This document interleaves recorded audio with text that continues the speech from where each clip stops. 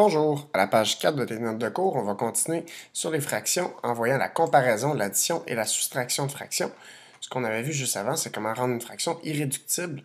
Et on avait parlé de fractions équivalentes, qui va être un point important pour pouvoir comparer, additionner et soustraire des fractions.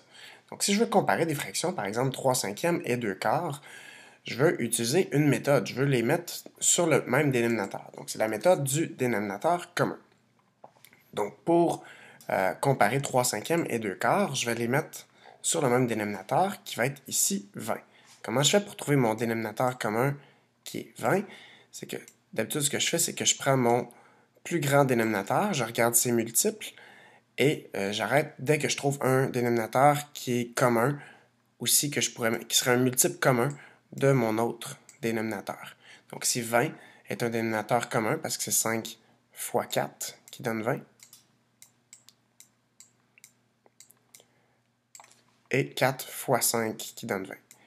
Et si je fais ça, je dois trouver une fraction équivalente. Donc, je dois faire la même chose au numérateur. Si je dois faire fois 4 pour avoir une fraction équivalente. Donc, 3 fois 4, 12. Donc, 12 vingtièmes est une fraction équivalente à 3 cinquièmes. Et si je dois faire 2 fois 5, donc je dois multiplier mon numérateur aussi pour avoir une fraction équivalente, ça va me donner 10 vingtièmes. Maintenant, je sais que 12 vingtièmes est plus grand que 10 vingtièmes. Une fois qu'ils sont sur le même dénominateur, ça va bien. Donc, puisque 12 vingtièmes est plus grand que 10 vingtièmes, je sais que 3 cinquièmes va être plus grand que 2 quarts. Je vais faire la même chose avec mon deuxième exemple ici. Donc, 7 douzièmes et 11 vingtièmes, je vais mettre sur le même dénominateur. Pour trouver le même dénominateur, je regarde les multiples de 20. 20 ne fonctionne pas, 20 fois 2, 40, 40 ne fonctionne pas, 20 fois 3, 60, 60 fonctionne parce que c'est un multiple de 12. Donc je vais pouvoir les mettre les deux sur le même dénominateur qui est 60. C'est 12 fois 5 qui donne 60. Donc pour avoir une fraction équivalente, je dois faire aussi 7 fois 5 qui me donne 35. Donc j'ai 35 soixantièmes qui est une fraction équivalente à 7 douzièmes. Pour 11 vingtièmes, je dois faire ici fois 3 à mon dénominateur, donc je vais faire aussi fois 3 à mon numérateur pour avoir une fraction équivalente. Donc 11 fois 3, 33. Donc j'ai 33 soixantièmes qui est équivalent. Et maintenant, 35 soixantièmes est plus grand que 33 soixantièmes. Donc je sais que 7 douzièmes va être plus grand que 11 vingtièmes.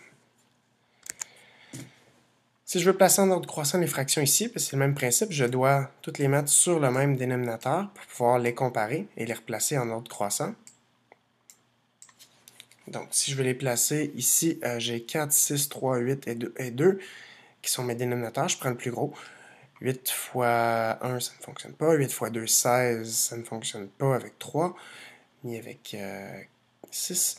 8 fois 3, 24. 24 est un multiple commun à chacun. Donc, je peux aller mettre toutes mes fractions sur 24.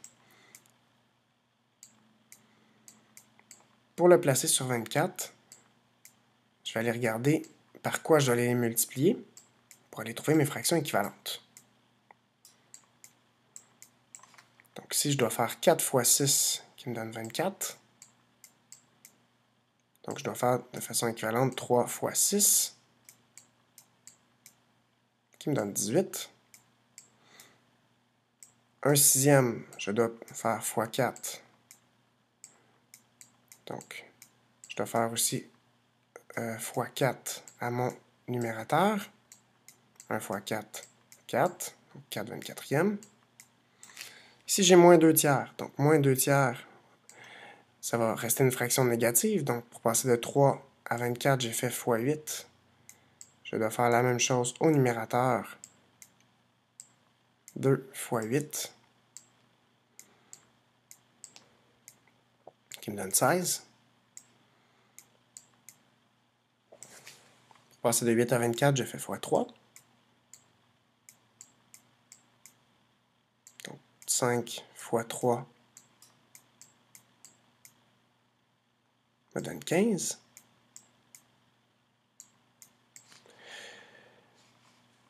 Pour passer de 2 à 24, je fais fois 2. Fois 12, pardon. Donc, je vais faire 1 fois 12 pour avoir une fraction équivalente. Donc, ça me donne moins 12 24e. Une fois qu'ils sont tous sur le même dénominateur, ben, je peux les placer en ordre croissant les fractions suivantes. Donc, c'est les fractions du haut que je vais aller placer. Donc, en premier, ça va être moins 2 tiers, qui est équivalent à moins 16 24e, donc moins 2 tiers. Ensuite, j'aurai aussi négatif moins 1 demi. Ensuite, j'aurai 1 sixième, qui est 4 24e. Ensuite, j'aurai 5 huitièmes. Et finalement, 3 quarts. Pour les placer en ordre croissant, je dois les mettre sur le même dénominateur et les placer en ordre. Maintenant, pour additionner et soustraire des fractions. Additionner et soustraire des fractions, ben, mes nombres fractionnaires, je vais les transformer en fractions. Je vais transformer toutes mes fractions pour qu'elles aient le même dénominateur. Je vais additionner ou soustraire uniquement les numérateurs et toujours donner la réponse sous forme d'une fraction irréductible. Donc 6 dixièmes plus 8 dixièmes, quand ils sont déjà sur le même dénominateur, ça va bien. Tout ce que j'ai à additionner, c'est mes numérateurs. Donc ça fait 8 dixièmes. Et ensuite, je donne ma réponse sous forme d'une fraction irréductible. Ça se réduit par 2.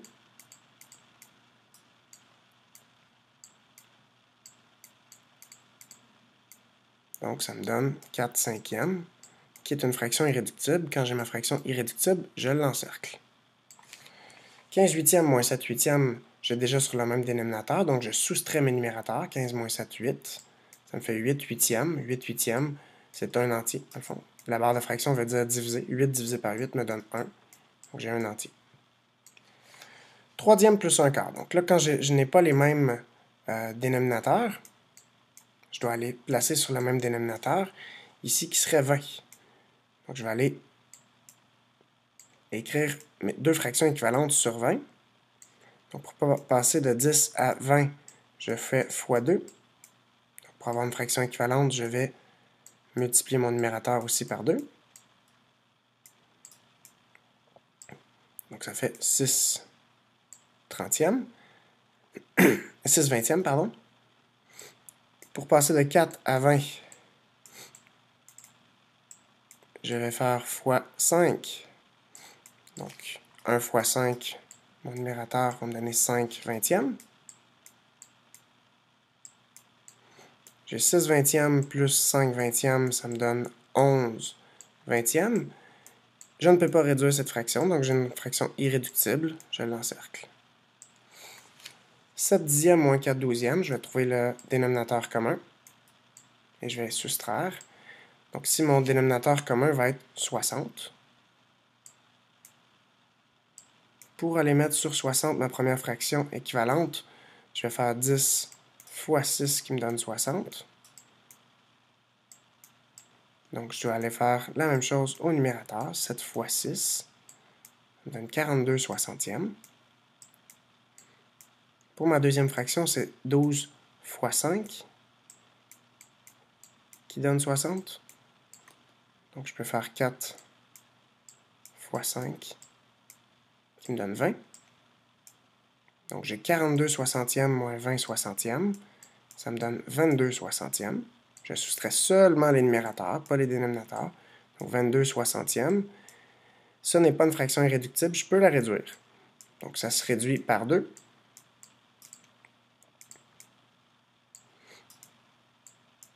En haut et en bas pour avoir une fraction équivalente. Donc, 22 divisé par 2, 11.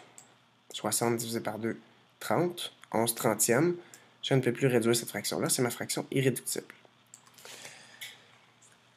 Je vais passer aux 4 autres exemples. Donc, 1 sixième plus 3 huitièmes, je dois placer sur le même dénominateur. Donc, je vais aller prendre mon dénominateur commun ici qui va être 24.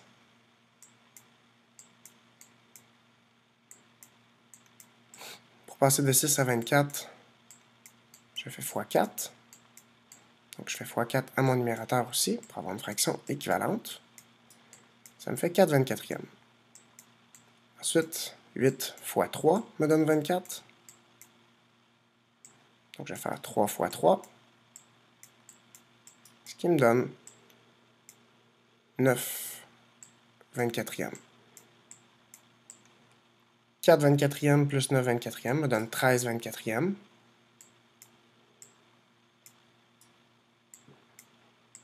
Je ne peux pas réduire cette fraction-là. Donc, c'est ma fraction irréductible. 4 et 2 tiers moins 1 et 3 huitièmes. Je vais d'abord commencer en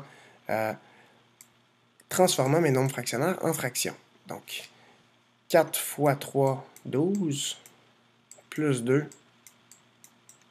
Donc, ça me fait 12 plus 2, 14. 14 tiers. Donc, j'ai 14 tiers. Ma première fraction. Et ici, 1 fois 8, j'ai un entier qui a 8 huitièmes, plus les 3 huitièmes qui sont ici. Ça me fait 11 huitièmes. Donc, j'ai 14 tiers moins 11 huitièmes. Je vais aller mettre sur le même dénominateur, qui va être ici, 24. Pour passer de 3 à 24, j'ai une fraction équivalente ici, je dois faire fois 8. 14 fois 8. Je peux le décomposer en 10 fois 8, 80, plus 4 fois 8, 32. 80 plus 32, ça fait 112. J'aurais pu faire mon calcul ici à droite. Et ici, pour passer de 8 à 24, je fais fois 3. Donc 11 fois 3 donne 33. 33 24e. Donc 112 moins 33 24e va me donner 79 24e. 79 24e ne se réduit pas, c'est irréductible. Je peux vérifier que ce n'est pas divisible par 3, parce que la somme des chiffres n'est pas divisible par 3, pas divisible par 4 non plus, ni par 6 parce qu'il n'est pas divisible par 2, etc. Donc c'est une fraction irréductible. 1 3 quarts plus 4 et 2 cinquièmes, je vais d'abord transformer en fraction. Donc 1 fois 4, 4, plus 3, 7, donc j'ai 7 quarts, plus 4 et 2 cinquièmes, je fais 4 fois 5 plus 2, 4 fois 5, 20, plus 2, 22, donc j'ai 22 cinquièmes. 22 cinquièmes. Je vais les mettre sur le même dénominateur,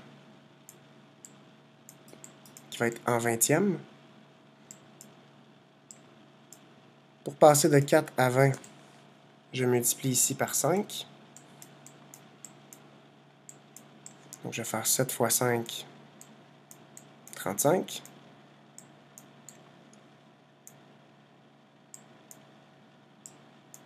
Pour passer de 5 à 20, je vais faire fois 4.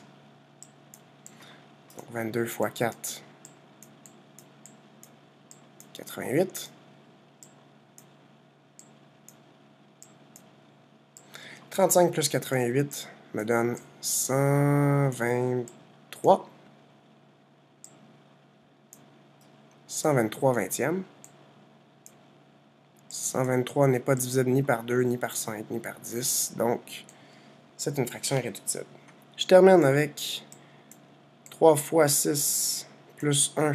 Ça me donne 19 sixièmes.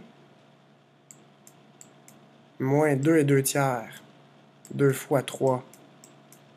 6 plus 2. 8 tiers.